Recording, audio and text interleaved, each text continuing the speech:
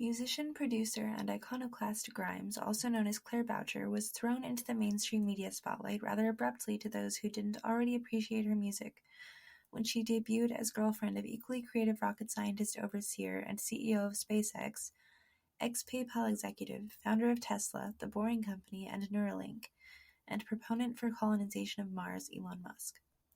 I'm well aware that he has other titles, and I think that eccentric billionaire is used fairly often, so I decided to list some different, though no less commonly referenced, titles for Elon. Anyways, as I was saying, Grimes made a public, unspoken announcement of her courtship with Elon Musk when they arrived together at the Met Gala, an event at the Metropolitan Opera that annually draws all manner of celebrity, fame, and infamy through its doors. They had both infamously made the same joke, linking AI future thought experiment Rococo's basilisk with Rococo architecture. Rococo's basilisk was the term they both, unknowingly at first, had in common.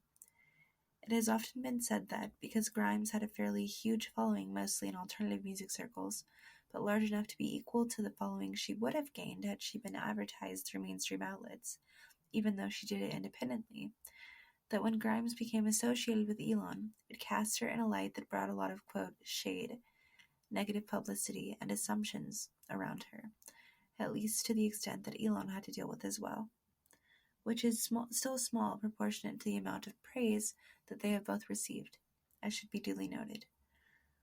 She had to deal with the same sort of duality that Elon experienced in tabloids and public opinion, and it brought just as much trouble as it did extra fame, as can be expected with fame, but perhaps more so because she was now considered a somewhat Marie Antoinette-esque figure, which a lot of her alternative and indie counterparts and fans found difficult to swallow. But Grimes did as she pleased, and loved who she loved, and continues to do so. Grimes and Elon have been sweethearts of the media, the internet, gossip columns, YouTubers, and paparazzos alike, and I don't intend to make that even bigger of a stressor for them. They have even been villainized, and have cleverly harnessed that kind of energy at times, in a very creative, archetypal way. Anyways, they recently came out of deliberate relative obscurity, which they had found comfort in after a lot of stalking, doxing, and play-by-play location posting had forced them to move several times, refugees from their own polarizing brand of fame, which the media, more than any organic attribution, can be almost exclusively credited with creating and feeding for months on end. Unfortunately, their story sells, and the more that top-shelf magazines can make them look like Louis XIV and Marie Antoinette, the more they will. Anyways, the media has had a heyday as of recently with Grimes and Elon, as the story about their apparent separation or semi-separation came out after the birth of their first son, and then they were decidedly back together and were welcoming a daughter via surrogacy, which was leaked by a journalist against their wishes and the purpose of the interview.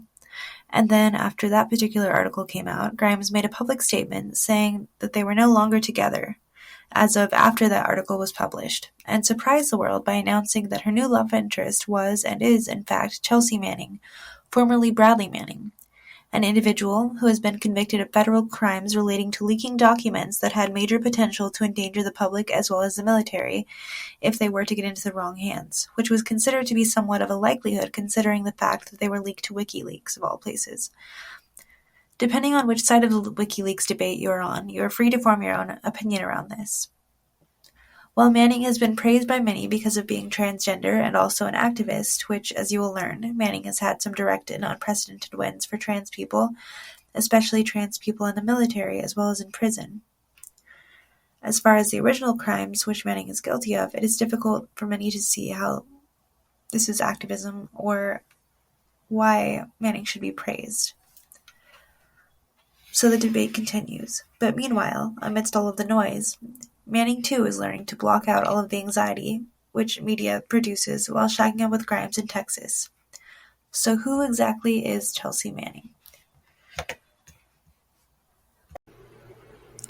You may know the name Bradley Manning.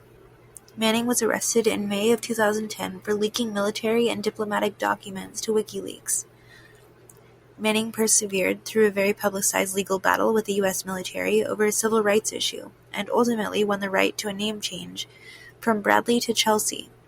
Manning's unwavering determination in the battle for medical treatment while in prison, specific to transgender rights, has made for somewhat of a poster child identity. Chelsea Elizabeth Manning, born Bradley Edward Manning, December 17, 1987, is known as an American activist and whistleblower. Now known as a she is a former United States Army soldier who was convicted by court-martial in July 2013 of violations of the Espionage Act, along with other offenses, after disclosing said documents to WikiLeaks. There were nearly 750,000 of them, classified or unclassified but sensitive, military and diplomatic documents. She was imprisoned from 2010 until 2017 when her sentence was commuted by Obama.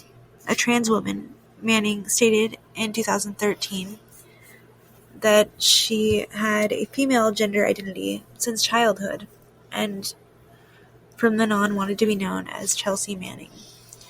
She also expressed a desire to begin hormone replacement therapy. Back in time, at his father's encouragement because of the college opportunities it would provide Bradley, not yet known as Chelsea, in 2007, Manning decided to enlist in the military and would become an analyst.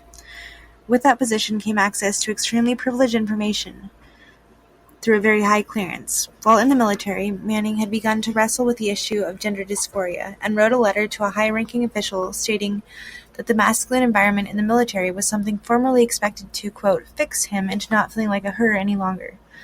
But it wasn't doing that, and the issue was becoming more pronounced as time in the Army went on. The official, fearing backlash from Manning, did not pass the letter on up the ranks.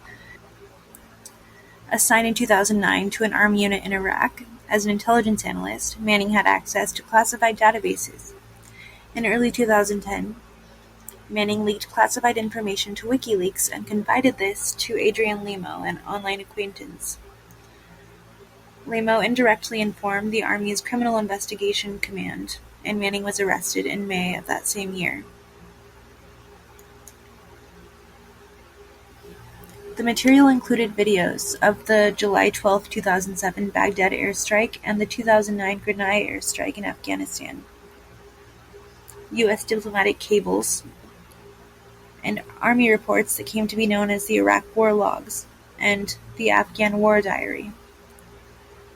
WikiLeaks, along with its media partners, published this material between April of 2010 and April of 2011.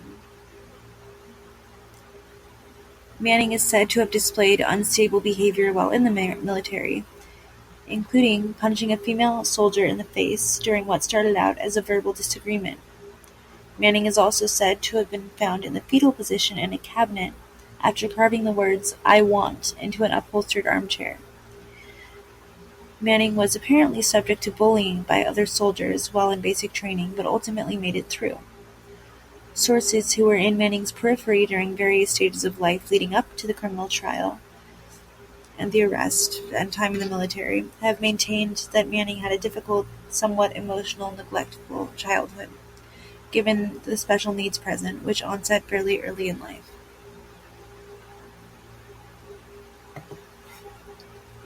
Interestingly enough, while incarcerated in military prison in Fort Leavenworth, Kansas, Manning wrote an essay for newspaper The Guardian about having to serve in the military as a trans person, quote, in secret, because of invisible discrimination that necessitates such discretion in order to be allowed to serve.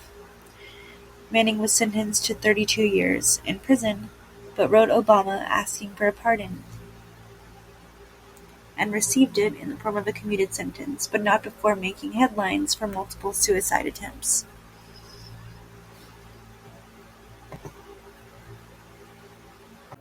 In August 2013, Manning was sentenced to 35 years for passing those files to WikiLeaks, which Manning had admitted to several online sources, whom it appears never met Manning in person. What drove Manning to confide these transgressions with very serious legal implications upon being caught, charged, and sentenced is beyond most anyone, though many speculate that a need or want for attention or credit is to blame.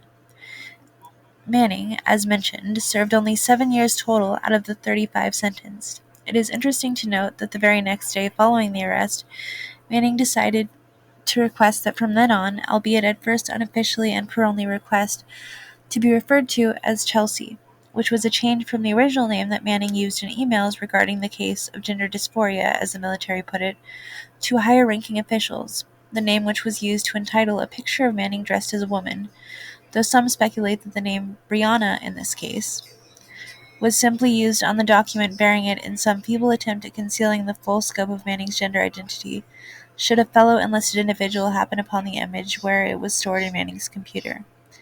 However, witnesses, in the form of Manning's military peers, have since confirmed and continue to maintain that Manning was indeed self-identifying as Brianna consistently under the noses of higher ranks, and was living semi-openly, or if not deliberately openly, then without effective discretion, as a gay man, again, according to fellow military members and peers from Living Situation. It was the day after the arrest that the personal decision, then, was made for Manning to, from then on, be known as Chelsea.